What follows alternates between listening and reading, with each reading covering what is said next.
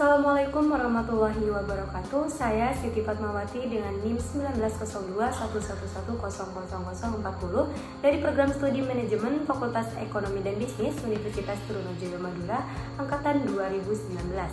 Saya dari kelompok 122 kuliah kerja nyata tematik tahun 2022, tepatnya di Desa Mangkon, Kecamatan Arusbaya, Kabupaten Bangkalan.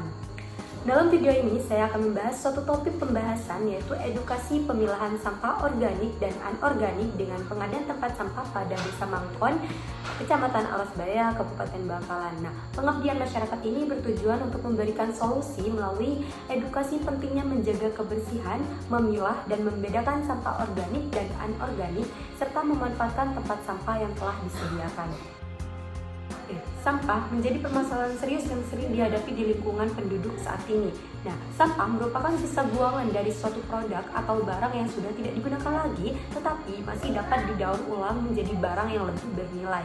Nah, permasalahan sampah di Indonesia merupakan permasalahan yang cukup serius, seperti data yang pernah dipublikasikan Kementerian Lingkungan Hidup menyebutkan bahwa jumlah rata-rata produksi sampah di Indonesia mencapai 175.000 ton per hari atau setara dengan 64 juta ton per tahun. Sampah merupakan musuh bagi lingkungan karena mampu menimbulkan dan mencemari lingkungan. Lingkungan yang tercemar oleh pembuangan sampah akhirnya akan kotor, kumuh, dan bau yang dapat mengakibatkan kesehatan tubuh tidak stabil. Hal ini terjadi karena kurangnya kesadaran masyarakat tentang menjaga lingkungan sekitarnya.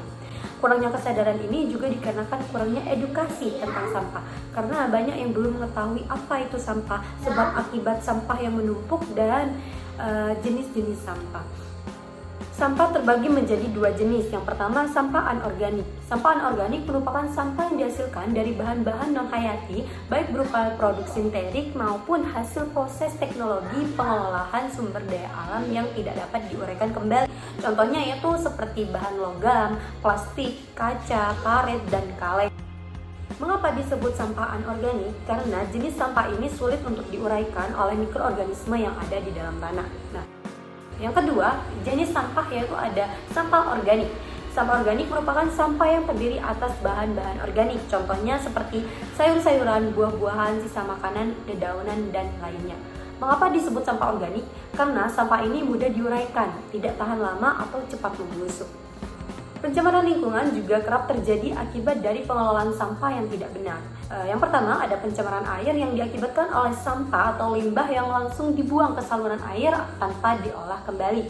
Yang kedua, pencemaran darat yang disebabkan oleh sampah yang ditumpuk dan dibiarkan tanpa ada tindakan lanjutan.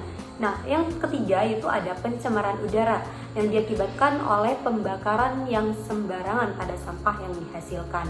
Seperti yang terjadi pada Desa Mangkon, Kecamatan Arusbaya, Kabupaten Bangkalan ini, permusnahan sampah dilakukan dengan cara dibakar.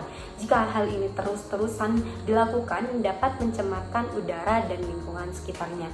Dengan hal ini, diadakannya program kuliah kerja nyata oleh kelompok 122, yaitu dengan pengadaan tempat sampah organik dan anorganik pada Desa Mangkon, dengan tujuan agar masyarakat dapat memilah jenis sampah organik ataupun sampah anorganik. Pembuatan tempat sampah ini memanfaatkan limbah yang sudah tidak terpakai, yaitu dengan menggunakan ban bekas mobil yang dikemas sedemikian rupa sehingga melalui beberapa tahapan-tahapan. Lingkungan merupakan tanggung jawab kita bersama. Kesadaran akan pentingnya menjaga lingkungan bersih akan sampah dapat memperbaiki keadaan lingkungan hidup saat ini dan dapat membantu menjaga keadaan lingkungan pada masa yang akan mendatang. Semoga dengan adanya video tadi dapat membuat kita lebih sadar akan pentingnya pemilahan sampah dan sebab akibat yang terjadi jika kita lalai terhadap sampah yang ada di sekitar kita. Terima kasih. Wassalamualaikum warahmatullahi wabarakatuh.